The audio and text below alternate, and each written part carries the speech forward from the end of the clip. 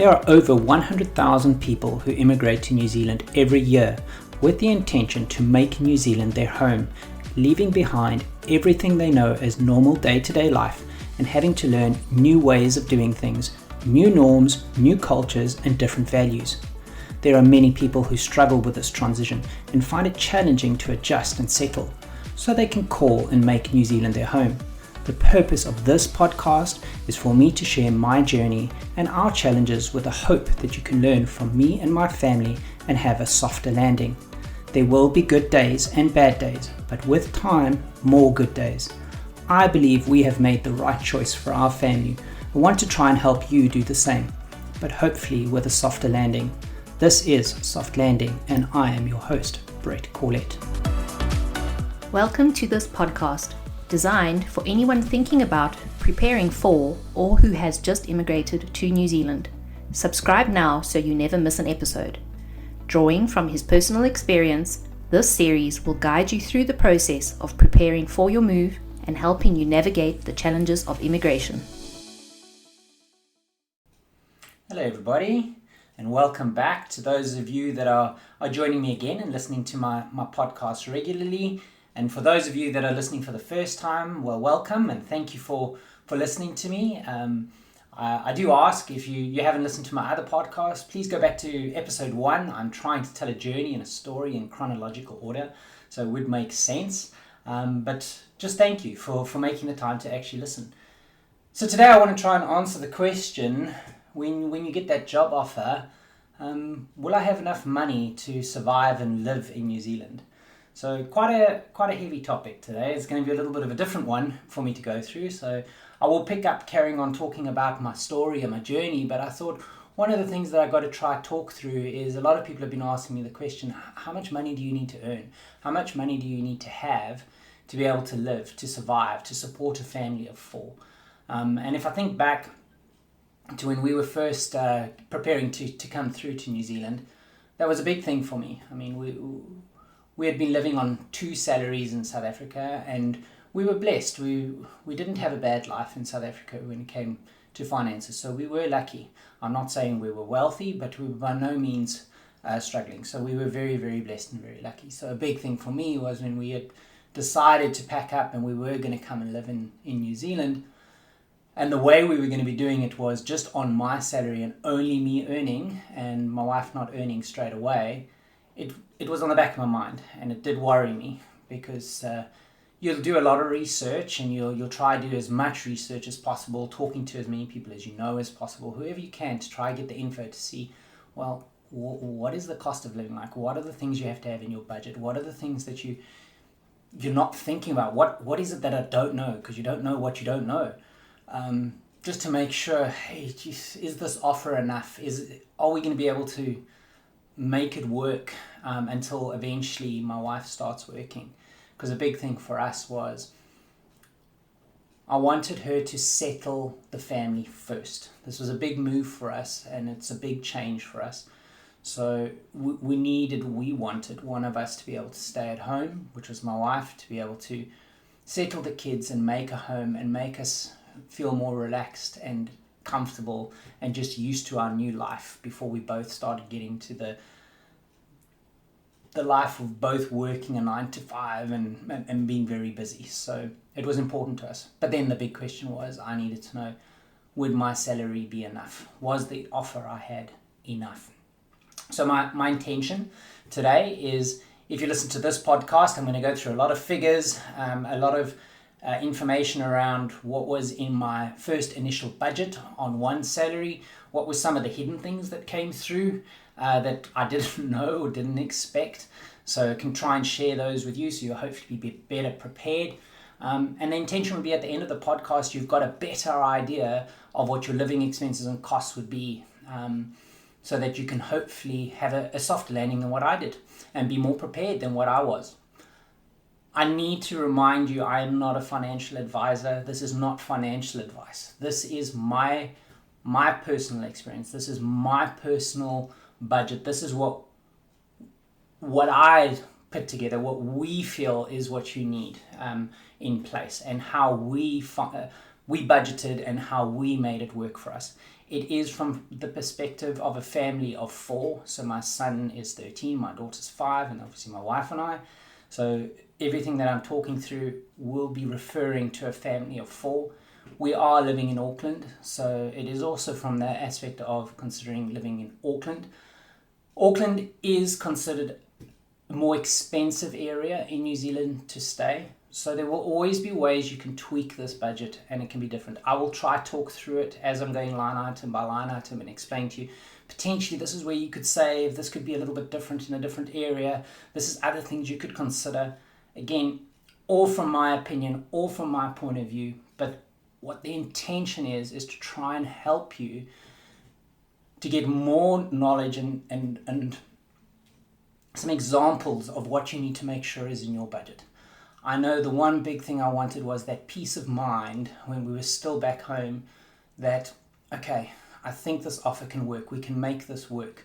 And I wouldn't be getting my family into a situation where we literally fly to the other end of the world and we get ourselves in financial trouble. That was the last thing that I wanted. So I'm hoping I'll be able to give you that peace of mind when we go through all of this today. And try to give you some practical tips. I'll talk through some of the places websites you can go to get additional information. So hopefully it can help you to be and get more prepared or be more prepared than what I was. Okay, so let's try to start it off. What is going to be a challenge today is obviously I'm doing this all while talking, so it's really going to test me on trying to really talk through all the budget items and the points so you can try and follow with me. So I know a lot of you might be listening to me while you're going for a walk or you're driving in the car, so maybe you'll want to save this and go back a few times and go through it.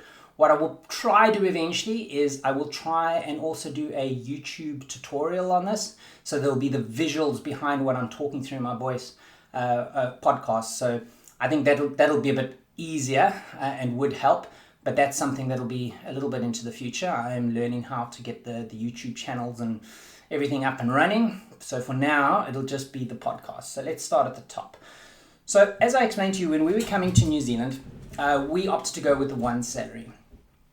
So it was just one salary coming in and it was a family of 4. One of our friends told us about a website which is a paye.net.nz website. What this is it's an awesome calculator where you can put in what your job offer is, be it getting a weekly or fortnightly or monthly or an annual amount, whatever the job offer was, you can put in those figures and it helps you calculate and work out what your net income would be it you're getting paid weekly, fortnightly or monthly. So you would have a good understanding and it takes off whatever the tax portion would be as well as the KiwiSaver. So in New Zealand, one of the big things that the government tries to do is to push people to be able to save for their retirement. And what they do is they've got something in place called the KiwiSaver. So what will happen is a minimum of 3% of your monthly income or 3% of your pay, be it weekly or fortnightly, 3% will be put aside and put into your KiwiSaver. You can choose the different fund you want your KiwiSaver to go into. So maybe when I do the YouTube video, I'll go into a little bit more detail of the different options and different funds out there. But there's different brokerages or fund advisors that will invest that KiwiSaver money for you so that it can then pay out when you, I think it's 65 that it'll, 60 or 65 that it'll pay out. So it's for your retirement. But the minimum amount that can go into that is 3%. A lot of companies, the offer you would get, they will also contribute. So it would be your 3% contribution as well as whatever company contribution is as well. So I've been blessed in the situation I'm in, and I know my wife now is working. So she's got the same situation where my company will put in 3% over and above whatever percentage I choose to put into the KiwiSaver. So that is options you must look at when you get the job offer from whichever company you're coming across from. What it'll also include is an ACC. So ACC is the government's, almost call it like an insurance fund. So if anything, accidental insurance claim type thing. So if you go and you, for example, my son was at the school, and I think it was the first year of being here, and he fell when he was running towards the car, and fell on the sidewalk or the pavement, and he split his lip open. So my wife had to rush him off to the closest medical trauma near the school, and they actually put in an ACC claim. So it wasn't something we had to pay for. It wasn't something that our private medical insurance, if you got it, would have to pay for. It comes off as a claim to the government's ACC, this accidental cover that you get. So that's why you contribute towards that. I've had it where I was going to gym, trying to improve your health and keep yourself fit. And yes, I hurt my knee at the gym pushing too heavy. But when I went to the GP and he had a look at my knee and he referred me to a physio, all the physio was actually covered by the ACC claim, as well as the visits. And should I have needed surgery or anything like that with specialists, all of that would have been covered by ACC. So there is a portion of that. So this PAYE website is very handy, that it'll give you what your gross pay is, then it'll take off the deductions for PAYE, your ACC contribution, and your KiwiSaver contribution, and it'll give you what you would net, and it'll break it down to what you would net if you're getting paid weekly, fortnightly, or monthly. So it'll show you all the different options. So that's a nice way, and it's pretty darn accurate from what I've seen. So it's a good calculator to try use. So what I've worked it out on as a first salary, I believe, in my opinion again, that you would need a minimum, as it is today in 2025, $125,000 a year for a family of 4. That is by no means going to be living it up. You're not going to have a hell of a lot of extra money for savings or anything like that. This is what I believe is close to just making it.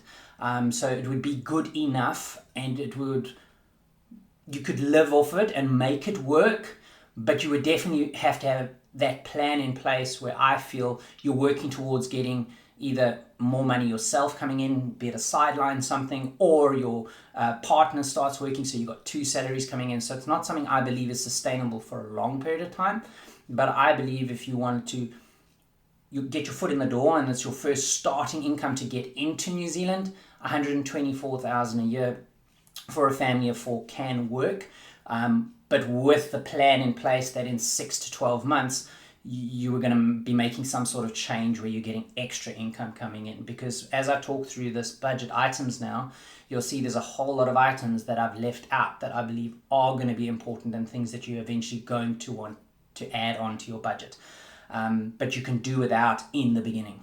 So let's start at the top. So one of the first things that you're going to need in your budget, and this is what really takes up, I believe, a great chunk, almost half of what you'll be earning, is your rental. It is your home where you're going to be staying. A big thing that I found when moving to New Zealand is accommodation and housing it's astronomical. It's so expensive compared to back home. I do come from South Africa, so I've obviously only got a reference point of comparing it to South Africa. I don't know what it'd be like in other countries, but I do know that it was a lot cheaper to stay in South Africa, be it renting or purchasing a property. Where here I find rental is very expensive and purchasing is just as bad, if not worse. So it's a lot. So you really got to consider a lot for your budget. As I said, it's between 40 and 50% of your actual salary is going to go towards rentals.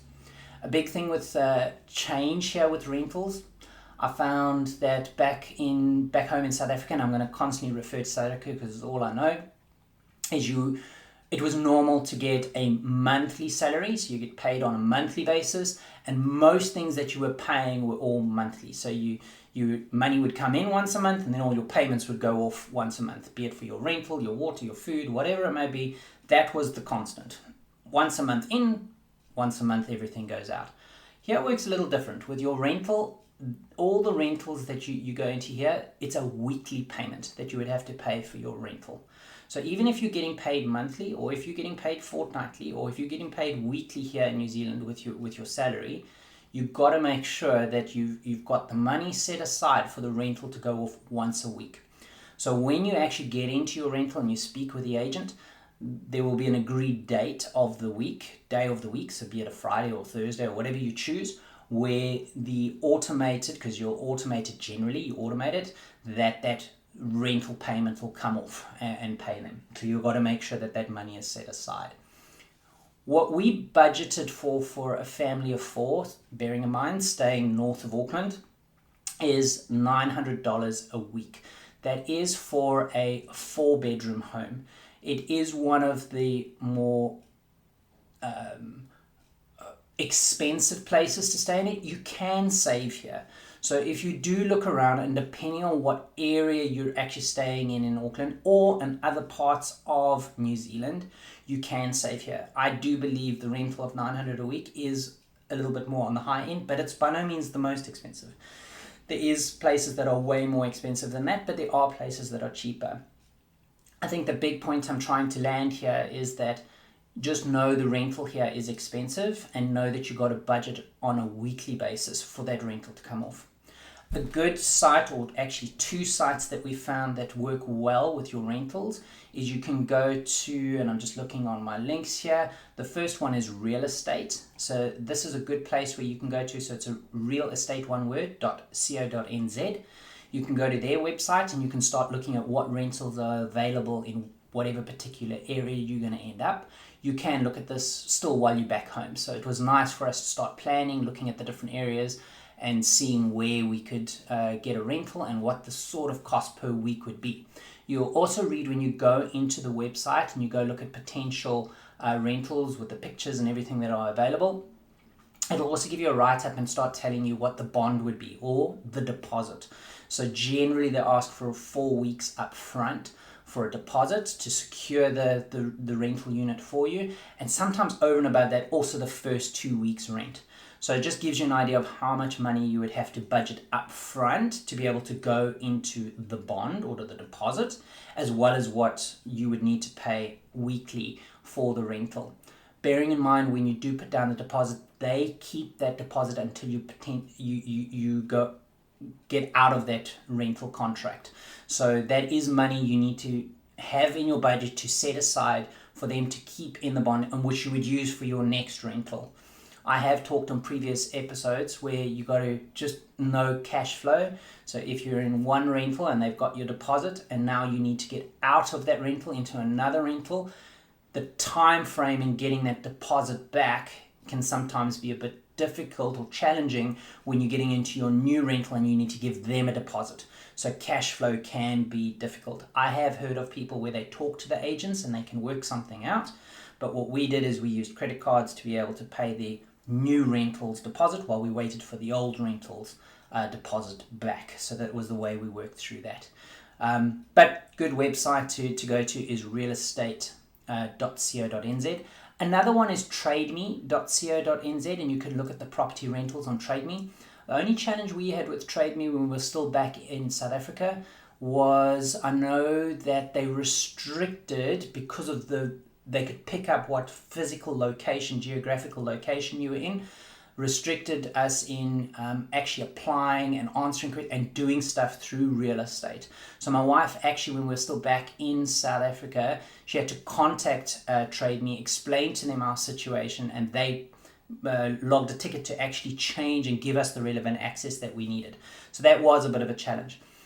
But like I've also mentioned on previous episodes, in hindsight, although we thought we were being very proactive organising a rental from back in country in South Africa before we even got here, if you've listened to our other podcasts, that didn't work out well for us. So in hindsight, I wouldn't do that. I would rather move into an Airbnb or stay with a friend or something else until you can actually physically get in country, and not only look on these 2 websites that I've told you for rentals, but you could actually go see it for yourself, because sometimes those photos and everything on the rental site, it makes the place look beautiful, but when you actually go see the place for yourself, it's not quite as good. They're definitely professional photographers, and they really make things look a lot better than what they actually are. So I still recommend rather seeing it for yourself. It's just our opinion. We did try to be proactive. We did have a friend look at a place for us, which we're so grateful for, but it just didn't work out for us. And in hindsight, we actually ended up moving out of the original area we thought we wanted to be in. So if you listen to my other podcast, you'll see why. So first line item in your budget, definitely your rental, getting a roof over your head. Other things to remember with the rental, depending on how you're getting paid. So when I got here, my first position for my first salary at the first company, they did also pay us monthly. So I was getting a monthly income. What it did mean is you've got to remember now, there's certain things you have to pay weekly or fortnightly, just like I explained with the rental, it had to be weekly. So I had to make sure that money was put aside. With a lot of the banks here and the banking apps, one of the things they do enable you to do is to create sub-accounts in your banking app. So what you can do is move, as your salary comes into the main account, you move whatever budget item into a sub-account. So example, you can make a rental sub-account and you could move the whole month's worth of rental into that sub-account. It'll give you an account number with a different reference at the end that is specifically to that sub-account, so that when the debit order or the automatic run to take the money off comes off the sub-account, it would be the sub-account you transfer that money into. It's just easier for budgeting and automating that. It really made it a lot easier. A catch, and to always remember, if you're getting paid monthly, there are some months in the year that turn out to be a 5-week month, not a 4-week month. So that does make it a challenge when you're doing your budget. Don't get caught out by the months that end up being a 5-week month, because then you need to budget a little bit extra for that extra week in that month off of that monthly salary. It probably happens, if I've calculated correctly, about 4 times in the year. There's about 4 months in the year that end up being a 5-week month. So just don't be caught out by that so that you're short in those months on your rental. I think those are the major points that I can think about with a rental at the moment. Let's move on to the next line item. Next line item you would want to have is water. You will have to pay the water. Water is usually your rental agent will send you the invoice for the water once a month for the water usage. You won't be paying for the rates and everything like that. The landlord will be accountable for the rates, but you will be accountable for the water usage and the amount of water you use. I'd say for a family of 4, you probably need roughly about $90 a month for water. Is a good safe amount. Some months we've spent a bit more, some months we've spent a bit less. Again, it does depend on what you do in your family. You might have some teenagers that end up showering a lot longer and that uses up a lot more water. You might be one of those that's into gardening, be it a rental, and you spend more time watering. And don't get me wrong, I know there's a lot of rain in New Zealand, but I can tell you when you're doing gardening in summer and stuff like that, you do need extra water. You could be one of those people that likes to spray down the driveways and keeping them, that uses extra water. You might be washing your car regularly. I don't know. It all depends on how frugal or not you are with your water. 90 is a good average, I believe.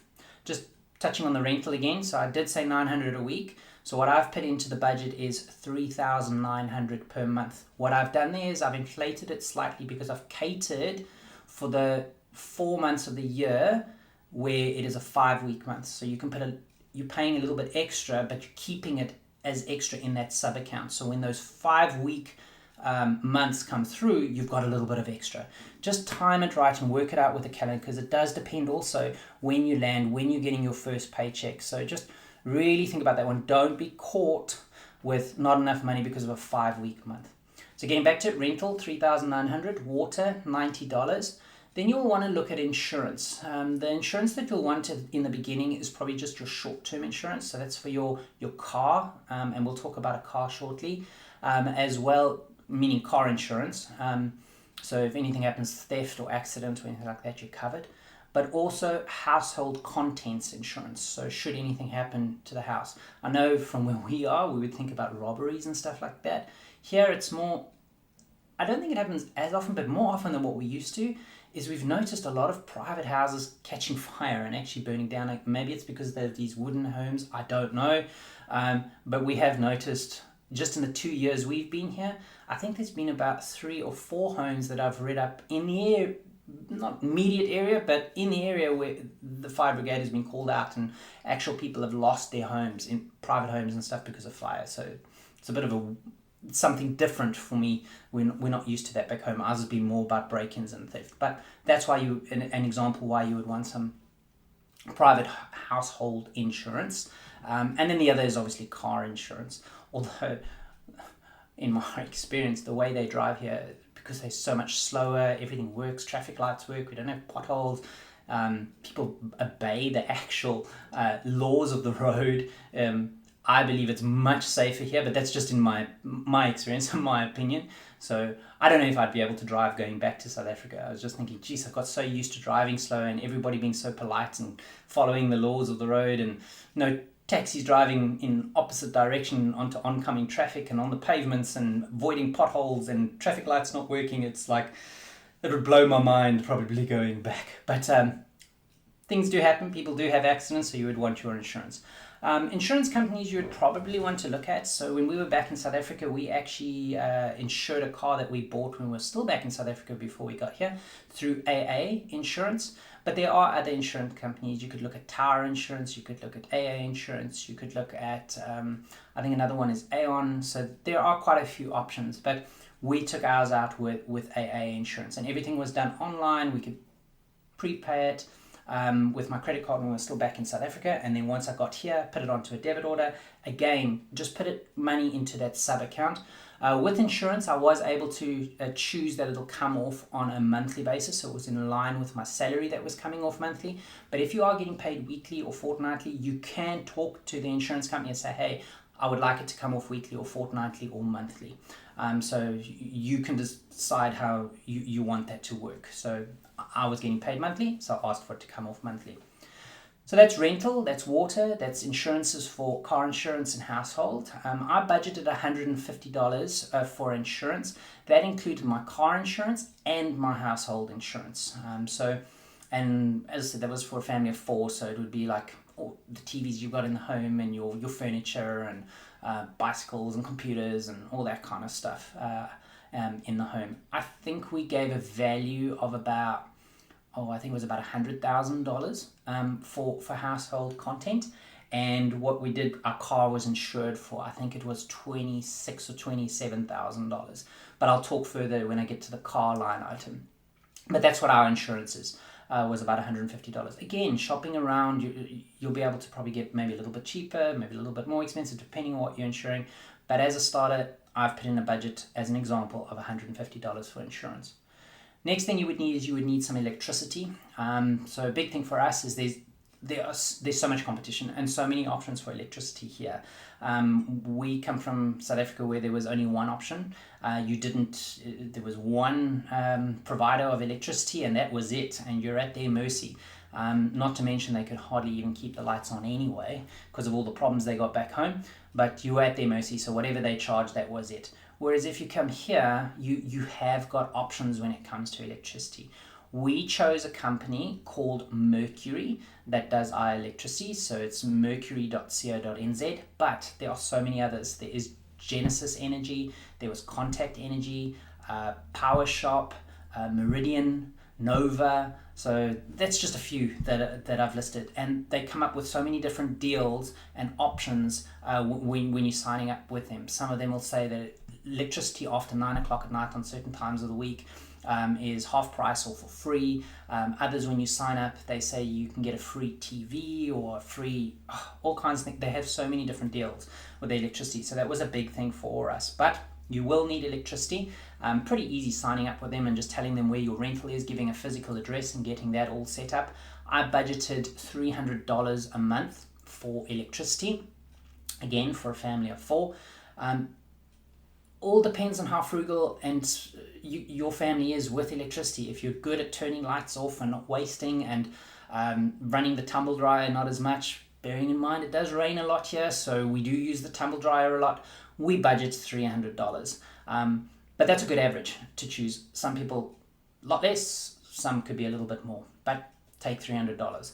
Next thing you would want is probably internet to the home. We opted for fiber to our house. We took a 100 meg uncapped fiber to the home, budgeted $110 a month for that.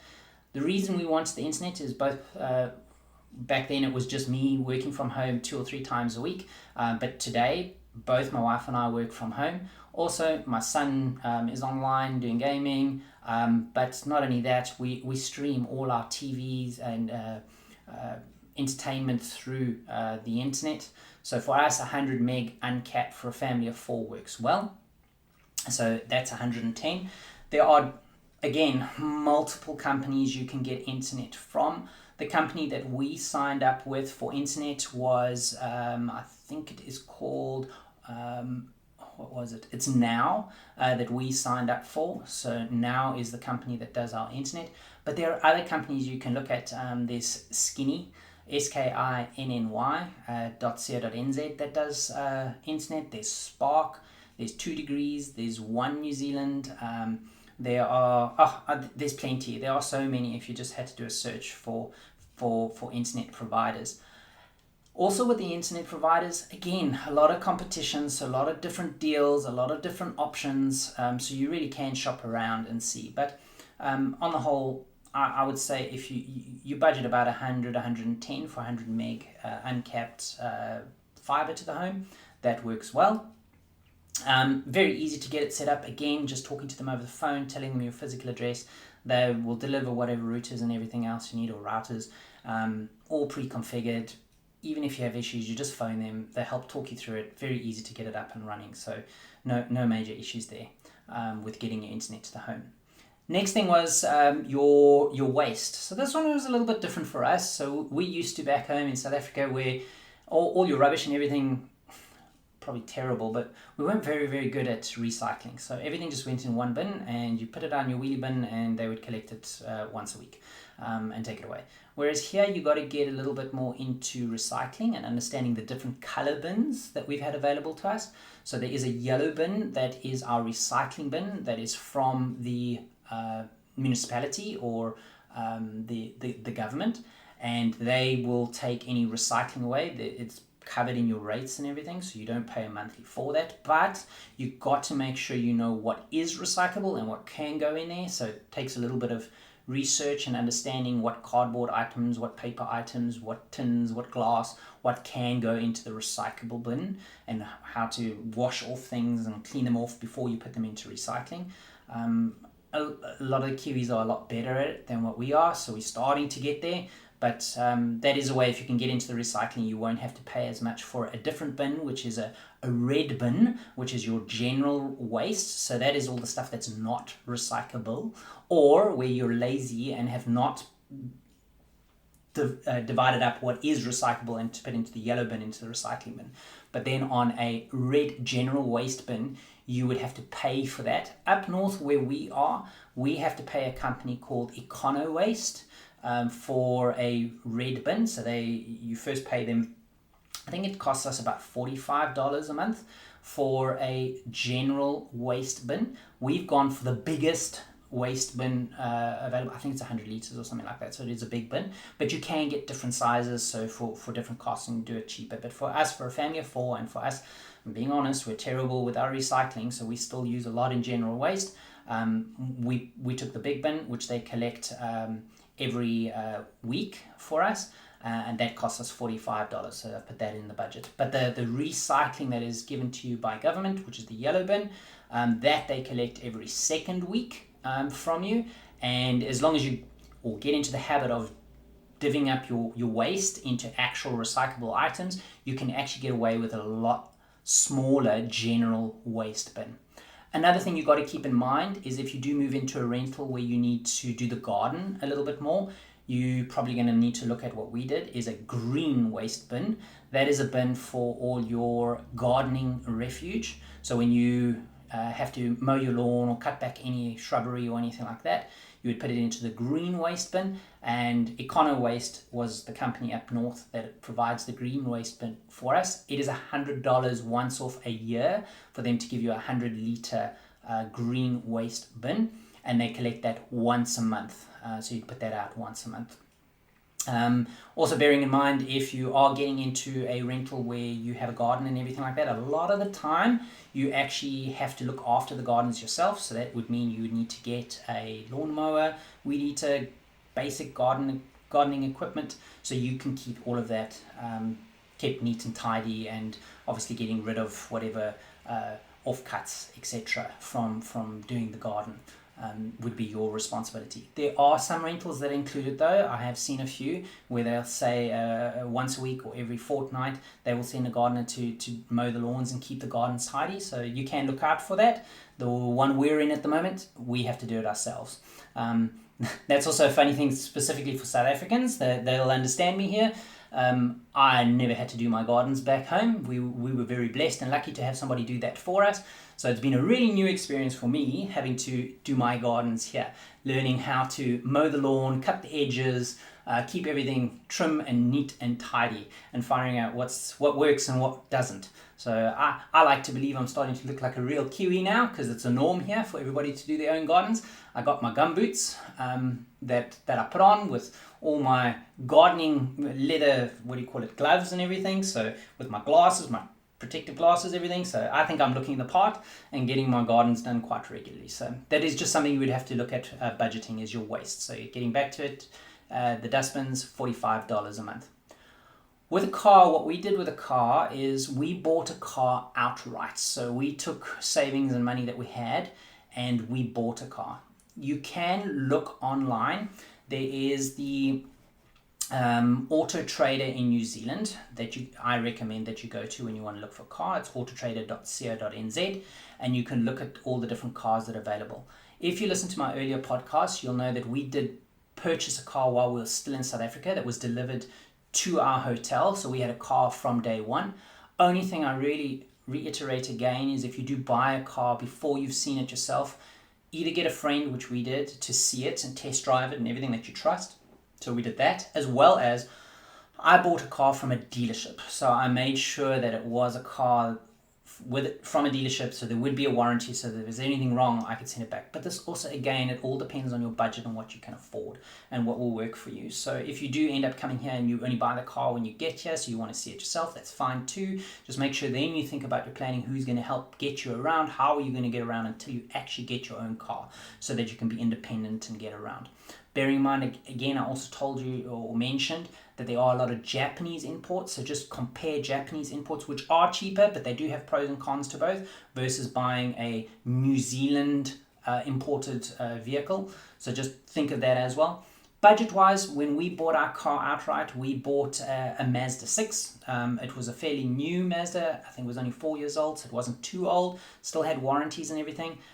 We bought that for $26,000 2 years back. So what that meant is that we had no monthly or weekly or no installment to pay a car off. I do know other people have come here and they have applied for a loan or HP hire purchase to purchase a car. So you can do that as well.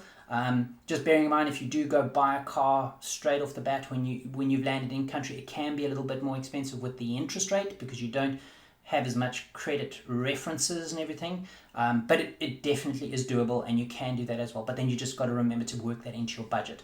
So the budget I'm working out here is with the idea that you've bought a car. So I've put a 0 against a monthly installment for a car. You will still need to run that car though. So petrol wise, you're going to have to budget for fuel for the car.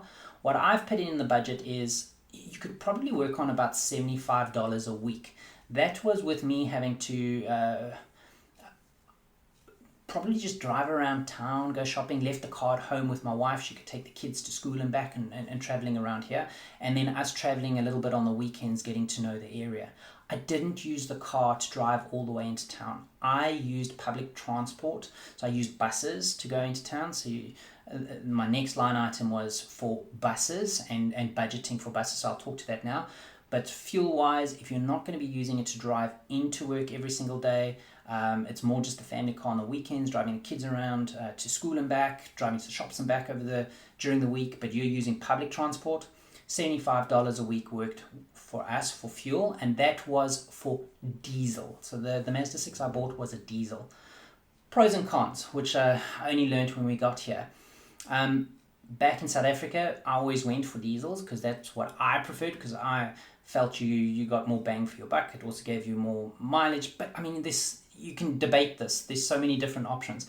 But in New Zealand with a diesel, there's something called RUC or RUC. It's a road use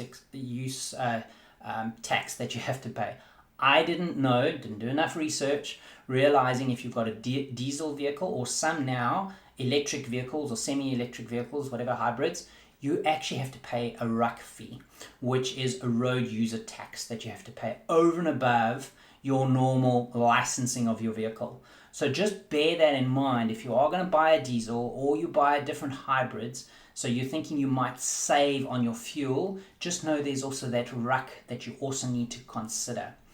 Over and above your RUC, what you need to consider for your vehicle is also something called a WOF, which is your fitness or your warranty of fitness. So it's like checking the fitness of the car and making sure that it's okay to be on the road, and they give you like a license for the car, which has to be done annually. RUC, you don't do that annually, you do that for the amount of kilometers. So you buy X amount of RUC kilometers. So for 1,000 kilometers worth of RUC tax, or 2,000 or whatever, and it lines up with your odometer reading. So just bear in mind, electric cars, hybrids, diesels, consider RUC, okay? All cars have to consider WOF, and also bearing in mind if you've got a car that isn't brand new and it doesn't come with service plans, think about your service fees once a year or however often the car needs to be serviced. So keeping this all in mind, what I budgeted for fuel, like I told you, was $75 per week for fuel, but that was diesel. Bearing in mind, again, keep in mind your 5-week months. So don't get caught out by those months that are 5 weeks so that you're short on money for fuel. I budgeted $325 a month for fuel.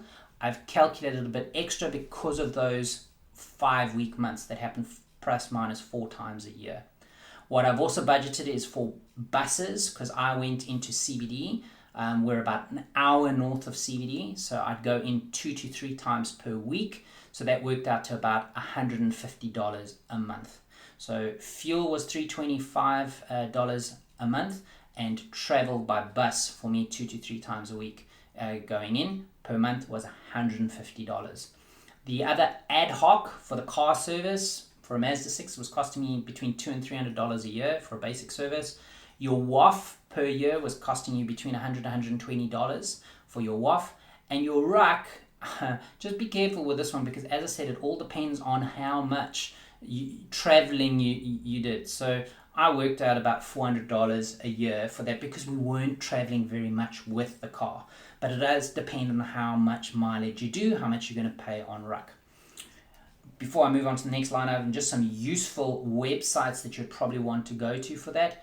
I mentioned autotrader.co.nz, which would help, but there is also a government website that'll give you the breakdown and costings and regulations around RUC, around your tolls, around registering your cars, your WOF, your warranty of fitness, which is your nzta.govt.nz. So nzta.govt.nz. And if you navigate through that government website, you can look up RUC and tolls, registration charges, and WOF for your car, so you can get a better understanding of what all those costs are. But for this example budget, I've put in petrol or fuel for $325 a month, and buses $150 a month.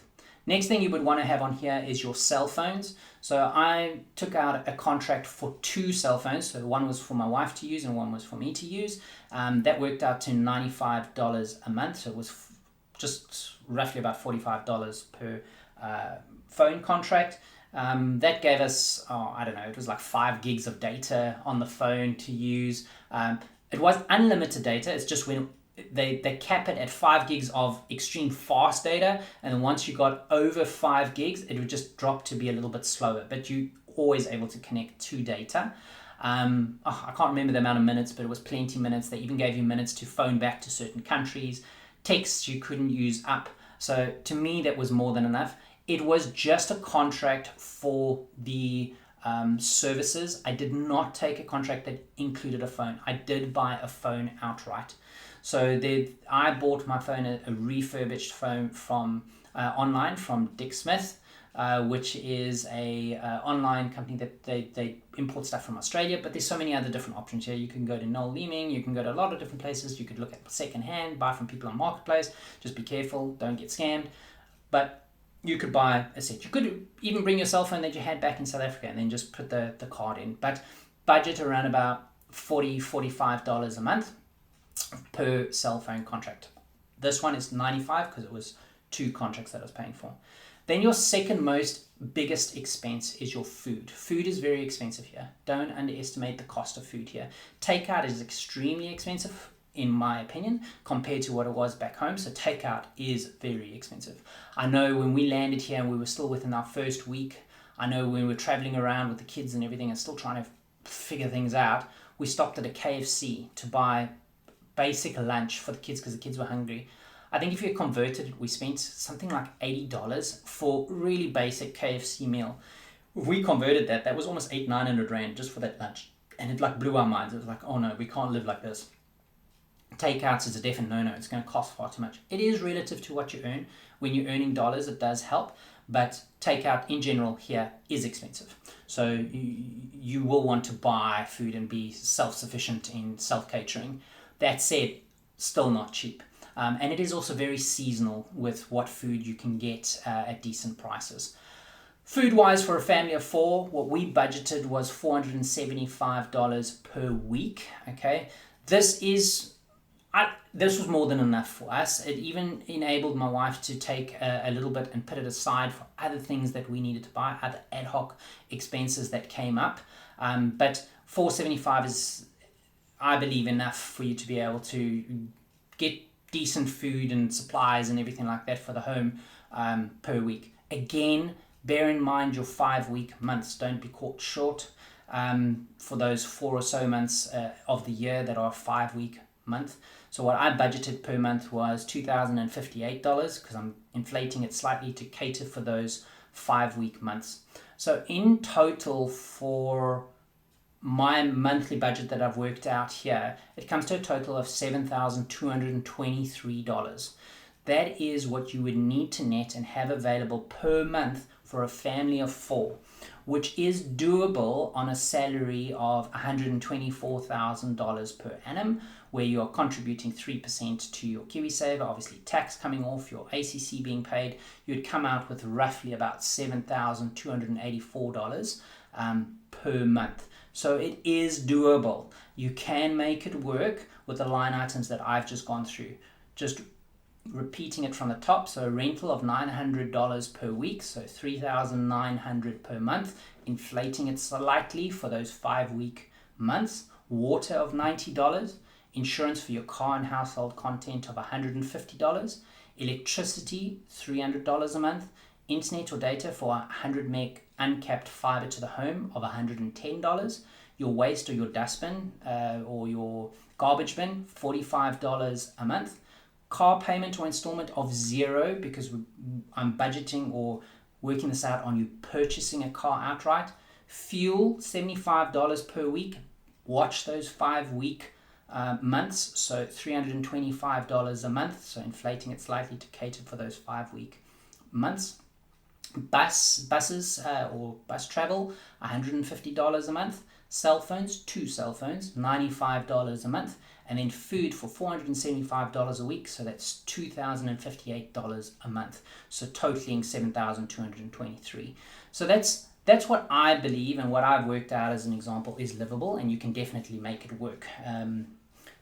But that's my breakdown. How we also made it work is because we were on one salary and the money was coming into my account. Besides creating sub accounts so that I could automate money transferring across into those sub accounts when the money came in once a month, so it would be kept aside, and then creating debit orders that would automatically pay rental, for example, or different monthly fees like paying your insurance or your electricity. It could all be automated and coming off those accounts. Just made it so much easier for me. So that's the way I did it with my bank, is I set it up with my mobile banking all by myself. You can set it up with those sub accounts, automate everything to move across, so it's nice and easy every single month, and you know everything gets paid.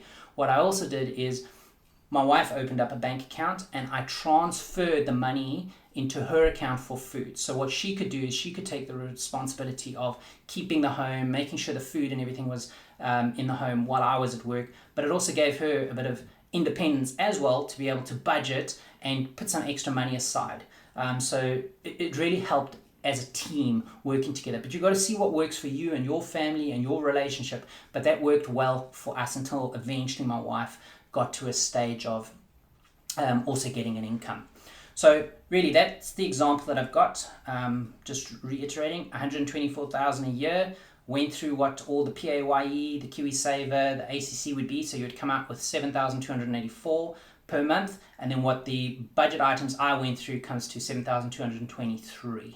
And how I would transfer to my wife. I told you about some hidden costs, the once-off, so like the car servicing, the WAF, the ruck, be careful about that. Also, what it also comes up is like birthdays, Christmases, other things that you need to pay for your family. So bear in mind those things that you would want to put some extra money aside for.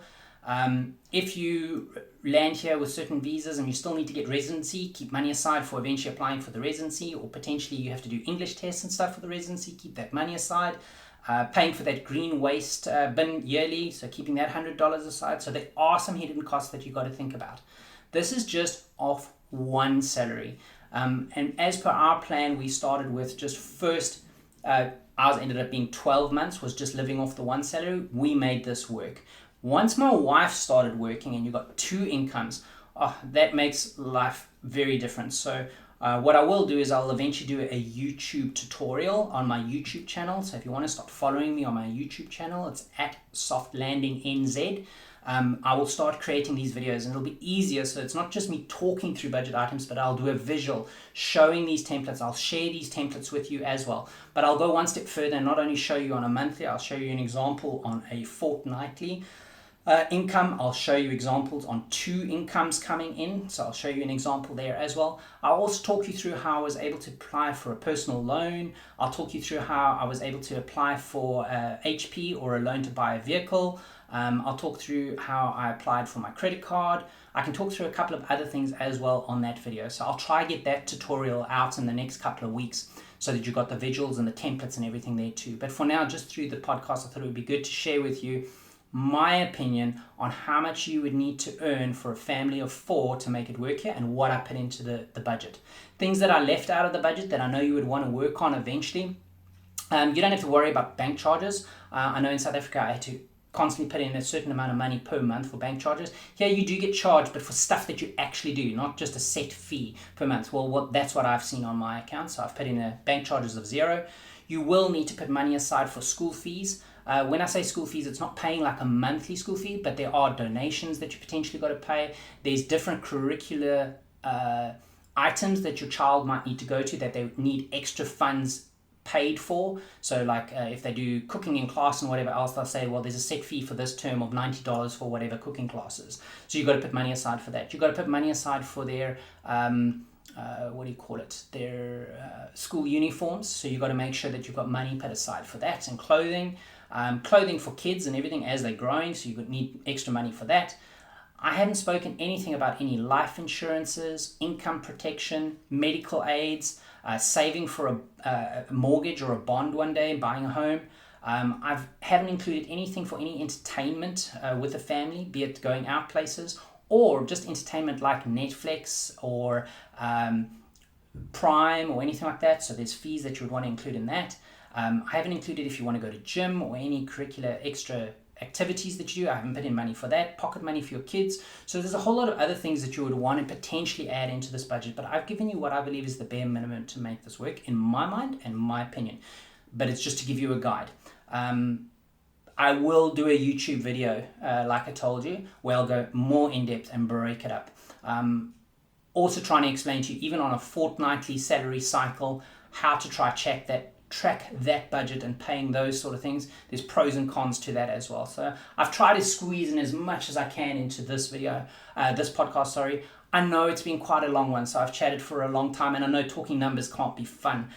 So I really hope you've stayed with me till the end. There's so much more I really wanted to go in with you, but I know I don't want to totally lose you because I know you can't visually see what I'm seeing. But really my hope is, I know one of the biggest challenges or concerns for me as a father and as the man of the home was, sure, but I hope that my salary is going to be enough. I hope I can provide for my family and I can, got enough money so I can afford this. So I'm not going to get my family in trouble and we're going to be struggling on that end without a support structure. So that's really what the purpose of this is to hopefully share these numbers with you so it can give you a little bit more reassurance and peace of mind that you can make it work, but don't fool yourself. It is expensive here. There are hidden costs. So really do your homework, do your research, and make sure that that offer that you've got is enough. And if it's not, don't be shy to push back and ask for a little bit more. I've done that with some of the job offers I've had here, and it works. As long as you can justify and you do it in a respectful and professional way, they are open to that negotiation and you can make it work, especially if you've got valid budget and breakdown, so that don't get yourself in a situation, be desperate and come across and then struggle this side. Make sure you can afford it. But it can be done, guys.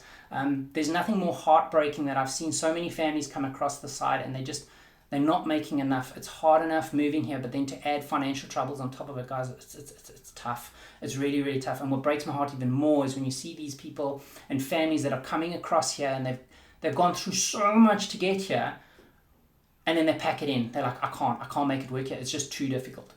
Don't be those people. Don't be that family. Make it work. Do your homework, but you can make it work. Okay. So I think, let me leave it there.